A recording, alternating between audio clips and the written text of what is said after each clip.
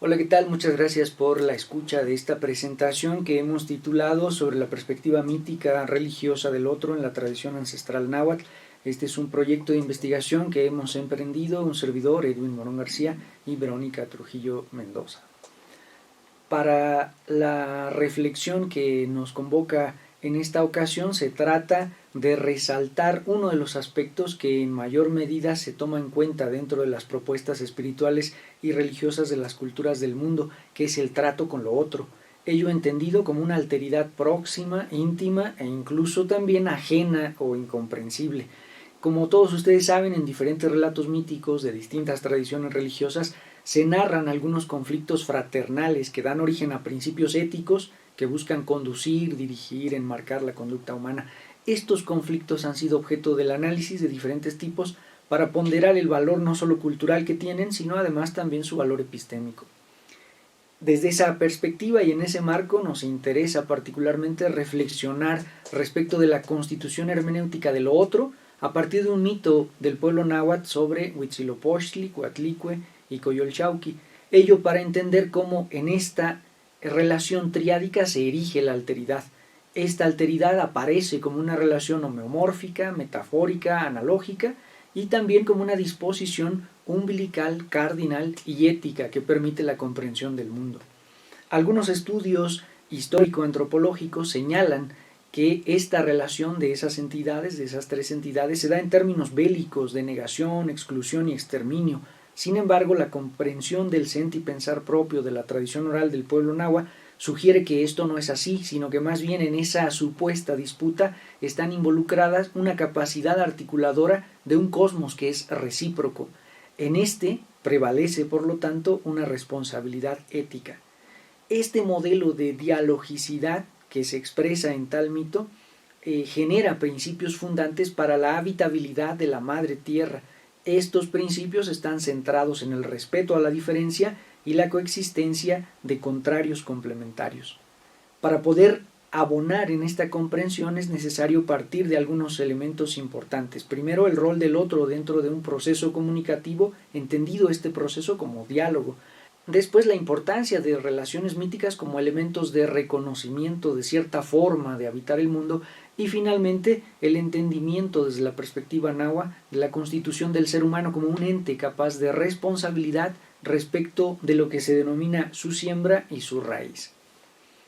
Dentro de la cosmovivencia náhuatl existe una serie de disposiciones dialógico-complementarias que parecen fundamentar una trama sobre la cual discurre su comprensión del mundo, de tal forma que se habla de dualidades creativas o poéticas que dan paso a dimensiones de la existencia tales como la creación del mundo, del ser humano, de la salud, la organización social, incluso de la constitución personal de ese ser humano enunciado. Algunas de estas dualidades demiúrgicas son luz o oscuridad, frío o calor, tierra y cielo, sol, luna, flor, canto, rostro y corazón, entre muchas más. A la luz de esas relaciones es posible asumir que en el universo náhuatl la comprensión del mundo se traza desde un tejido cuyo eje neural es el diálogo, razón por la cual su dirigente máximo asumía el cargo de Tlahtuani, el portador de la palabra, es decir, el que se encuentra a cargo del dialogar. En el universo mítico, desde el cual se explica el origen del cosmos, se replica también esta figura dialógica, entendida como una tensión entre posiciones opuestas pero complementarias. Esta tensión permite iluminar los fenómenos que acontecen en el mundo. El mito de creación al que estamos haciendo referencia es el que enfrenta precisamente, como se dijo antes, a Huitzilopochtli con Coyolxauhqui, una dualidad de tensión que pretende dar luz respecto del fenómeno de creación del mundo. El mito del que estamos hablando se refiere, de acuerdo con López Austin, en los siguientes términos. Coatlicue allá hacía penitencia, barría, se ocupaba del barrido. Con esto hacía penitencia en Coatepec. Una vez, cuando barría, bajó sobre Coatlicue un plumón, como una bola de plumas. Coatlicue enseguida lo tomó y lo puso sobre su vientre. Ya que terminó de barrer, quiso tomar esas plumas que había puesto en su vientre y no lo encontró. Quedó embarazada. Cuando los ensohuisnahuas, que son sus hijos, vieron que su madre estaba embarazada, se enojaron muchísimo. Y la mayor, Coyolxauhqui, les dijo: hermanos míos, nos avergüenza, matemos a nuestra madre, la perversa que está preñada. Cuando Coatlicue se enteró de esto, se asustó muchísimo, se preocupó. El hijo que se concebía en su vientre la consolaba. Después de ello, Cuauhtémoc y los ensohuisnahuas se esfuerzan mucho, se atavían como guerreros y van al encuentro de Coatlicue, que los había deshonrado. Llegan hasta el lugar en donde se encontraba Coatlicue y nace Huitzilopochtli. Él también venía portando sus atavíos, su rodela, sus flechas, su lanzadardos, que se llama Xucoatl, una especie de rayo que empuña en una de sus manos, y además se pintó el rostro. En el relato se narra cómo Huitzilopochtli se yergue y comienza a perseguir a los sensohuisnahuas desde la cumbre del Coatepetl. Cuando los alcanza en la base, los persigue, los hace dar vueltas alrededor del cerro, 4 veces los hace dar vueltas y los hace huir. Estos gritaban despavoridos, huían en desbandada, pero nada pudieron hacer. Huitzilopochtli los derrotó a todos y a Coyolxauhqui la desmembró por cada una de las articulaciones. El mito termina precisamente ahí, señalando cómo Huitzilopochtli se impone sobre Coyolxauhqui y los ensohuisnahuas, que también son entendidos como las múltiples estrellas del firmamento que vienen del sur. Hay algunos elementos que destacar en esta narración para aproximarnos a la emergencia de una relación dialógica, es decir, de contrarios complementarios. En primera instancia, se debe destacar que las propiedades cualitativas de las entidades en confrontación corresponden a uno de los pares demiúrgicos de los que se ha hablado anteriormente, la luz y la oscuridad. Huitzilopochtli es una manifestación del sol y sus condiciones lumínicas. La Xucoatl es el rayo que se desprende del cuerpo solar para dirigirse hacia un punto e iluminarlo, dejarlo aparecer. Por su parte, Coyolxauhqui es la luna, en las interpretaciones canónicas. Sin embargo, se comprende como las millones de estrellas del firmamento, sobre todo si la entendemos desde su composición etimológica, como el rostro de cascabeles, esto es, un rostro tintineante, un rostro que brilla, y que por tanto no se encuentra materializado, sino en un cuerpo múltiple, multiplicado, diversificado, o bien desmembrado, como se narra en el mito. Tal desmembramiento no supone la eliminación fratricida de una alteridad opuesta, la noche, como rostro sobre el cual tintinean los cascabeles, sino, por el contrario, la multiplicación infinita de un espacio nutricio, oscuridad, desde el cual pueden aparecer otras formas de ser, otras formas de vida, y que, con su aparición y aproximación hacia la Tierra, Coatlicue, favorecen su potencia gestante y creativa, puesto que la hacen moverse en sus entrañas, esto es, dar a luz.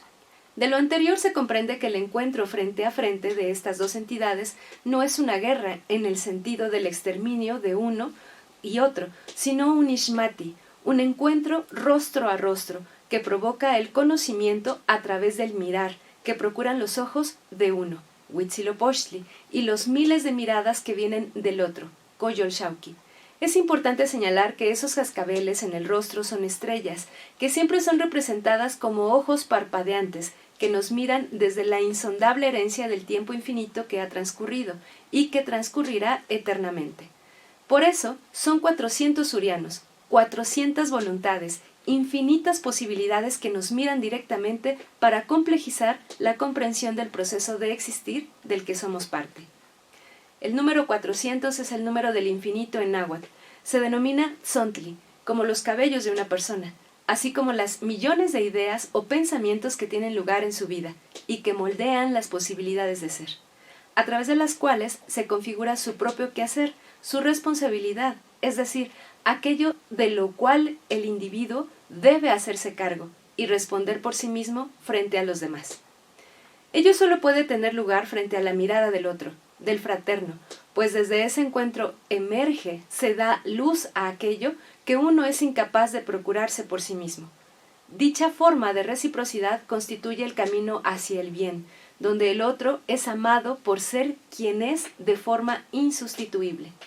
La mirada de una infinidad de ojos y voluntades presentes en el tiempo propio, pero también en el lejano pasado y en el incierto porvenir, es decir, los ojos de las estrellas, del devenir temporal, es lo que conmina al ser humano náhuatl a enunciarse como resultado de una raíz y una siembra, Nelhuatl no toca.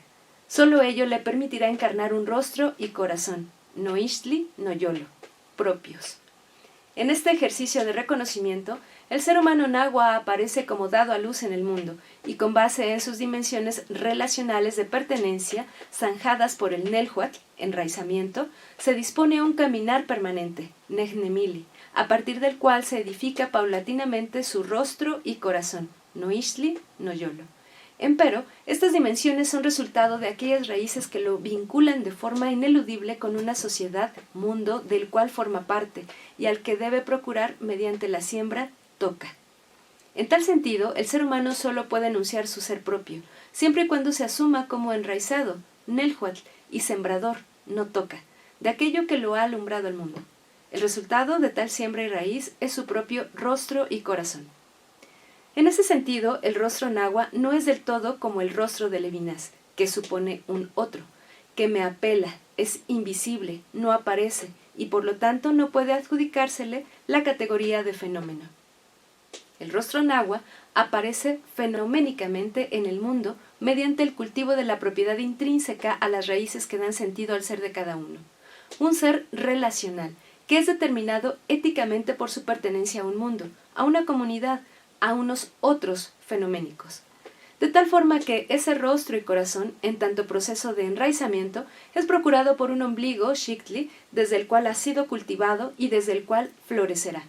Por ello se procura en tal relación un ejercicio no sólo de reciprocidad, sino de responsabilidad en el sentido de que la estima de sí, el amor propio, se da de forma originaria, como una relación mutua, es decir, como reciprocidad que incluso llega hasta la intimidad del vivir juntos, vivir con.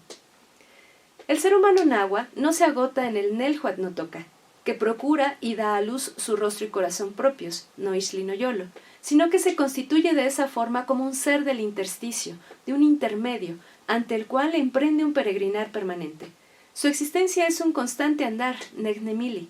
Tal proceso de rancia favorece su alumbramiento como ser de donación, un masegual, el ser del merecimiento, aquel que se abre ante el constante don de la existencia, esto es, un ser que recibe.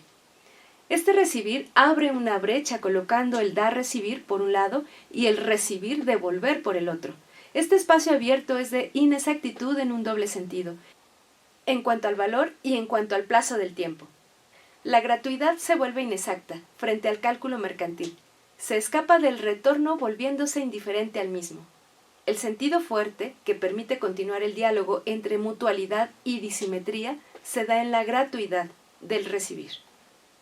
Esta gratuidad se expresa por parte del masegual como tlazohcamatilistli, un sentimiento de gratitud amorosa por aquello que en su propio darse provoca la recepción de eso dado, que es la propia vida.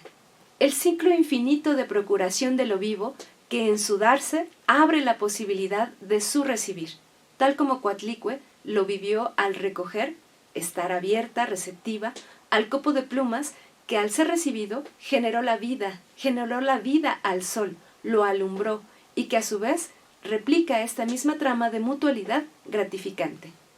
Tlazohcamatilistli es en náhuatl la manera en que se agradece por algo que se siente, por algo que se ama y que ha sido otorgado a quien lo merece sin pedirlo, sino solo estando abierto a la posibilidad de que ello se presente, es decir, estando abierto a aquello que se manifiesta en la modalidad del Ixmatilistli, del encuentro rostro a rostro. Muchas gracias por su escucha.